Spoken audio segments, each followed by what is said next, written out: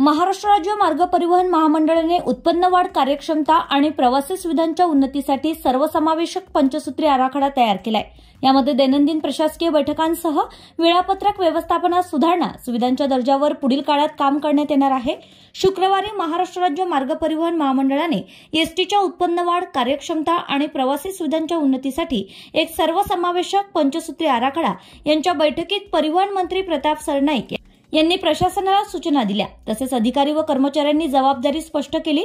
मुंबई येथे एसटी महामंडळाच्या बैठकीत ते बोलत होते। या बैठकीला एसटी महामंडळाचे उपाध्यक्ष डॉ माधव कुसेकर यांच्यासह सर्व खातेप्रमुख, प्रादेशिक व्यवस्थापक, विभाग नियंत्रक उपस्थित होते।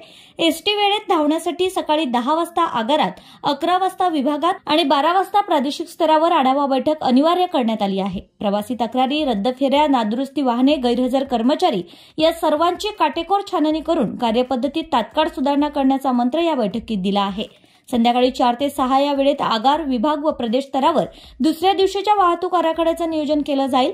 यांपासून बाजारपेठांपर्यंत आणि शालेय सहलींपासून आकस्मिक गर्दीपर्यंत सर्व परिस्थितीसाठी आगार सज्ज राहणार आहे। लांब पल्ल्याच्या समांतर धावणाऱ्या बसेसवरील तक्रारींची दखल घेत आता सर्व वेळापत्रकांचे पुनर्मूल्यांकन प्रक्रिया सुरू केली जाते। मध्यवर्ती कार्यालयाची मंजुरी असलेल्या फेऱ्याच राबवाव्यात असे निर्देश देण्यात आलेत। 1 जानेवारीला बस स्थानकनिहाय नवे वेळापत्रक प्रसिद्ध करण्यात येणार असून त्याची प्रसिद्धी सोशल मीडियाद्वारे केली जाणार आहे। वक्तशीरपणा आणि नियमितता ही एसटीची ओळख बनविण्याचा संकल्प आहे।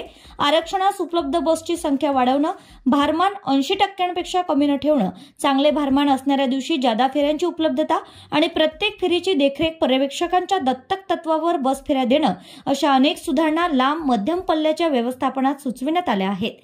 यासोबतच ऑनलाईन व मोबाईल ॲपद्वारे आरक्षणाला मोठे प्रोत्साहन देण्यात येणार आहे। Bureau report, RCN news.